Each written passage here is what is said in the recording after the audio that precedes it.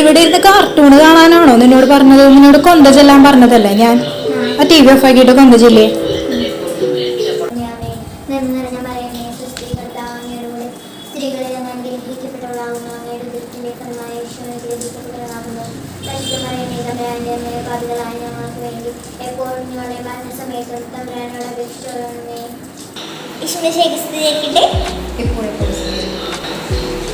അമ്മ, എന്തിനാ ഒക്ടോബർ മാസം തന്നെ കൊന്തമാസമായിട്ട് തിരഞ്ഞെടുക്കാൻ കാരണം? അതിന് പിന്നിൽ വലിയൊരു കാരണമുണ്ട്.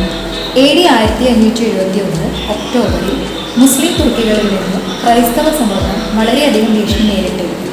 യൂറോപ്പിലെ ക്രിസ്ത്യൻ സാമ്രാജ്യങ്ങളായിരുന്നു തുർക്കികളുടെ ലക്ഷ്യം. അപകടം മുന്നിൽ കണ്ട മാർപ്പാപ്പയുടെ ആഹ്വാനപ്രകാരം ക്രിസ്ത്യൻ രാജാക്കന്മാർ തുർക്കികളോട് യുദ്ധത്തിനിറങ്ങി. അംഗബലം കൊണ്ടും യുദ്ധതന്ത്രങ്ങൾ കൊണ്ടും തുർക്കികൾ ഏറെ ശക്തരാണെന്ന് മാർപ്പാപ്പയ്ക്ക് അറിയാമായിരുന്നു. അപ്പോൾ അവരെ യുദ്ധത്തിൽ തോൽപ്പിക്കാൻ അത്ര എളുപ്പവുമല്ല.